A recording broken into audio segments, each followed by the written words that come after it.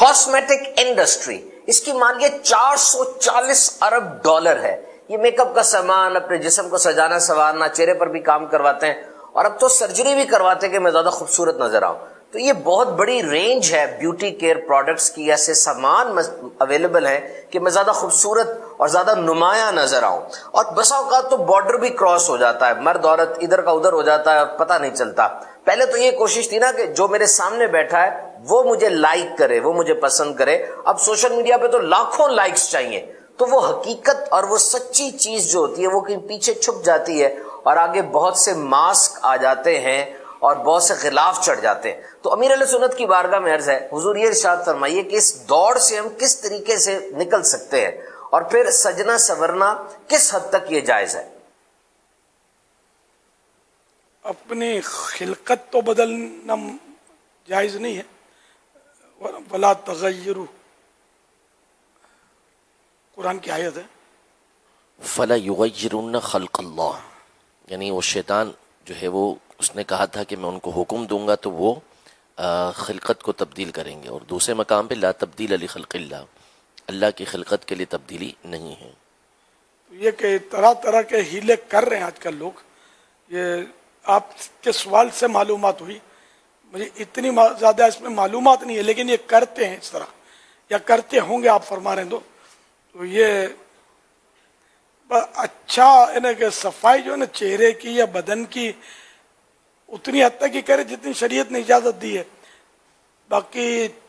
چہرہ چمکانا ہے تو پہلے دل کا خیال رکھے. دل سے اگر گندگی دور ہو گئی گناہوں کی، دل چمک گیا عبادت کے ذریعے،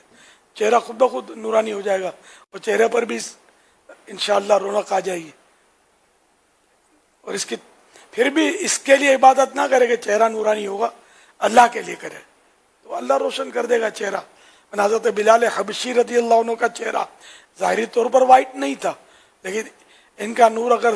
ساری دنیا کو بانٹ دیا جائے تو کم، یعنی کہ دنیا کم پڑ جائے نور باقی رہ جائے، اتنی روشنی تھی ان کے روئے روئے میں. یہ میں عقیدت کی بات کر رہا ہوں، محبت کی، کہ ان کے اندر ایمان کا نور تو یقیناً ایسا تھا کہ ہم کچھ بھی نہیں ہیں، صحابی رسول تھے. تو یہ اس طرح کے انداز جو ہے نا، یہ جو چھیل چھبیلے نوجوان ہوتے ہیں یہ کرتے ہوں گے. اس طرح کے مطلب کوئی شریف آدمی ایسا نہ کرے، مطلب نیک پرہیزگار ہو، اللہ اور رسول سے محبت کرنے والا ہو، ان چکروں میں نہ پڑے، پڑھنا بھی نہیں چاہیے. اب تو یہ نا کہ یہ بہت پرانی، شاید یہ جب ہم مدنی چینل کی دنیا میں آئے نا تو تب پتہ چلا کہ وہ کچھ پفنگ بھی کرتے ہیں. یہ جو اسکرین پر آتے ہیں، عورتیں بھی ان کی پفنگ کر رہی ہوتی ہیں، یہ یعنی کہ مردوں کی، مذہبی لوگ بھی اس میں ملوث ہوتے ہیں. یہ سنی ہوئی بات ہے، میں نے دیکھا نہیں کہ پفنگ کیسے ہوتی ہے یا کس چیز سے ہوتی ہے، اس کے کوئی لوشن یا اس کے کوئی کیمیکل میں نے ابھی تک تو دیکھے نہیں ہے. یہ نگران شورا کو بھی سمجھایا گیا تھا ان کا، تو یہ تو ہے تو وہ تیز تو وہ تھے. ان کا چٹکلا ہوا تھا کہ کسی نے اسی فیلڈ کے آدمی نے ان کو سمجھایا کہ تم لوگ پفنگ کرو. تو انہوں نے بولا کہ کیا مطلب، اس سے کیا فائدہ ہوتا؟ تو بولا وہ ذرا پسینہ وغیرہ آتا ہے تو تھوڑا یوں. تو کیا ہوتا ہے پسینہ آتا ہے؟ تو ہمارا تو لاکھوں کا اجتماع ملتان میں ہوتا تھا، ہم تو پسینے کے ساتھ بیان کرتے تھے تو لوگ تو اٹھ کے نہیں جاتے تھے. اس طرح کا کچھ مطلب میں نے تھوڑا ایڈیشن کیا اس میں، تو اس طرح کا جواب دے اس کو چپ کرا دیا تھا. ہم پفنگ نہیں کرتے، ہم کو ضرورت نہیں ہے. تو یہ نقلی نور کیا مطلب لانا تھا چہرے پر؟ اب بھی جیسے کہ یہ ہمارے یہاں لائٹنگ بہت ہوتی ہے، تو بتیوں کی وجہ سے بھی لائٹنگ بہت زیادہ ہو نا تو بھی چہرہ وہ چمکداری نظر آتا ہے، یوں لگے گا. اب دیکھو میرے چہرے میں فرق پڑ گیا، چہرے کی سائز چھوٹی ہو گئی نا، روشنی نے اپنا کہاں کام دکھایا اسکرین پر، اور اب میں زوم ہو گیا تو اب یہ کہ میرا بدن بھی آپ کو لگتا ہوگا کہ ہیوی ہے، بھاری بدن ہے، حالانکہ ایسا نہیں ہے. تو یہ سب کیمرے کرامات ہیں. ایک مجھے یاد ہے چند سال پہلے ایک عیسائی بھائی کے سندھ سے آئے ہوئے تھے، تو ہم لوگ اس سحری کے ٹائم پر ساتھ بیٹھے، کافی سمے بیٹھے، یہ شاید میلاد حال میں، وہ جب کورونا کی ترکیب نہیں تھی، نام بھی نہیں سنا تھا،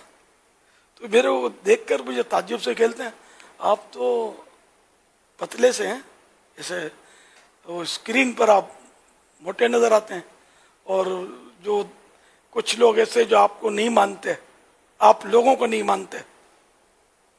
اس میں سمجھ گئے ہوں گے میرا اشارہ، بولا وہ آپ کو بولتے کہ یہ موٹا ہے، میں دیکھا تو وہ جھوٹ بولتے ہیں وہ لوگ، اب کیمرہ ہے، کیمرے کو کلی اختیارات ہوتے ہیں، اس پر کسی کی کوئی نہیں چلتی، یہ کس کو ہاتھی بنا دیں، کس کو چونٹی بنا دیں، کیمرہ ہے، یہ ریڈیوس کریں گے تازہ بنا دیں گے، اور یہ زوم کریں گے تو بندہ دروازے میں پھنس جائے، سمجھے کہ یہ بہت موٹا تازہ ہے۔ میں نارمل ہوں، کوئی مجھے پتلا بھی نہیں کہے گا اور غالباً موٹا بھی نہیں کہے گا، نارمل چل رہا ہوں۔ اس وقت میرا وزن بلکہ اب سے زیادہ کم تھا اس وقت، اب تو پھر بھی وزن بڑھ گیا میرا، کچھ وہ آپریشن اور دواؤں کی بھی ترکیبیں ہوئی تھی، تو اس کے بعد ڈاکٹروں نے بھی کہا یہ کھاؤ وہ پیو، کمزوری خطرناک ہے، کمزوری سے نقصان ہے، تو یہ بہرحال کچھ ایسا ہو گیا کہ میرا وزن جو ہے نا، یعنی 61 kg ہو جاتا تھا، کبھی 62 63 kg تو بہت چلا ہے میرا، 63 kg، پھر یہی آپریشن ہوا کچھ، اور اس کے بعد اس کو بھی 3-4 سال ہو گئے، 2016 5 سال ہو گئے، عید کے دوسرے دن ہوا تھا، تاکہ یہ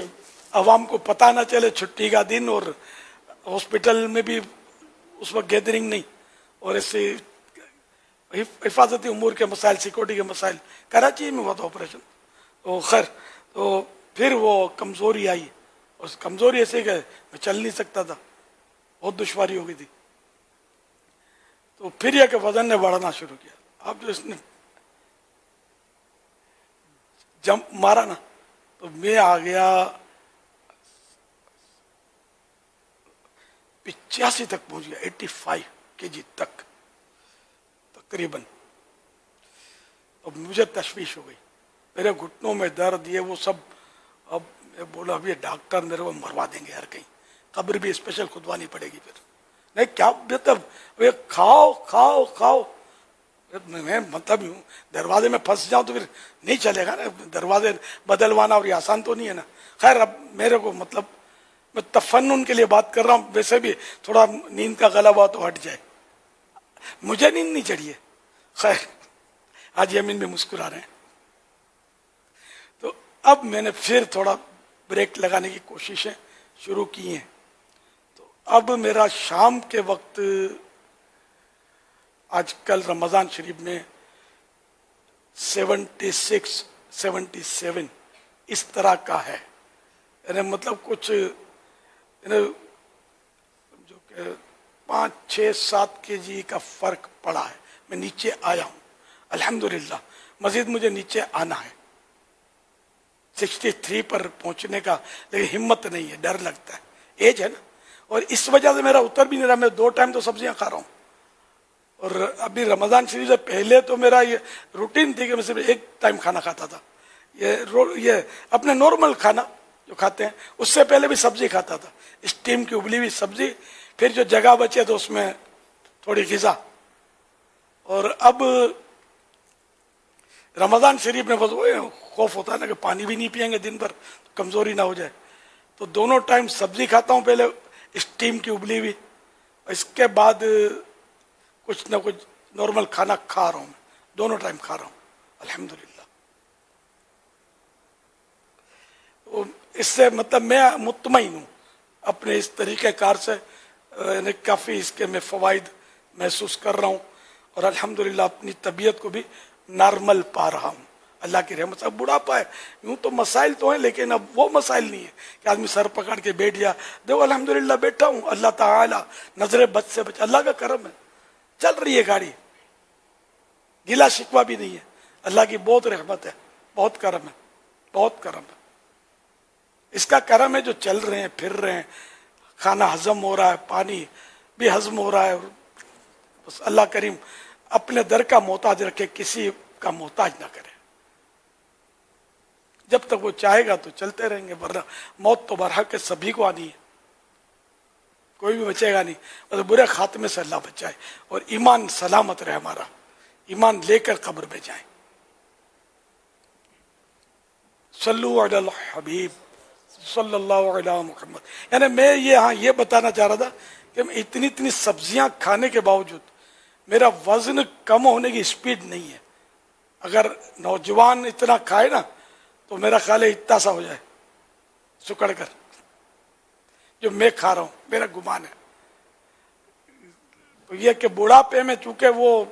معاملات ایسے ہی ہوتے ہیں, بیماری بھی آئے گی جلدی نہیں, جو اترتا خون ہمارے یعنی سادہ زبان میں بولتے ہیں, قوت مدافعت بھی کمزور ہو جاتی ہے, اور بھی اس طرح کے مسائل ہوتے ہیں کہ جلدی ترکیب بن نہیں رہی. ورنہ تو شاید میں کبھی کا 63 پر پہنچ جاتا, اور اب لگتا ہے کہ پتہ نہیں پہنچ بھی پاؤں گا کہ نہیں. اسپیڈ بہت سلو ہے. اللہ بہتر, اس میں بھی بہتری ادھر ہے, اور اسپیڈ کرے آدمی, زبردستی کوئی ایسا کارنامہ کرنے جائے کہ اسپیڈ جلدی ہو جائے, میں 63 سال کا ہو جاؤں, تو ایسا نہ کچھ اور ہو جائے. جذباتی قدم بھی نہیں اٹھانا چاہیے. الحمدللہ میں اپنے آپ کو جذباتی پاتا بھی نہیں, الحمدللہ. صلو علی الحبیب صلی اللہ تعالی علی محمد. علم میں, عمر میں, صحت میں برکت, علم میں, عمر میں, صحت میں برکت,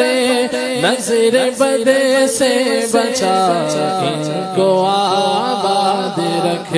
نظر بد سے بچا ان کو آباد رکھ, نظر بد سے بچا ان کو آباد رکھ. ان کے سارے گھرانے, ان کے سارے گھرانے, ان کے سارے گھرانے کو آباد رکھ. اے خدا, اے خدا, اے خدا میرے اتار کو شاد رکھ, اے خدا میرے اتار کو شاد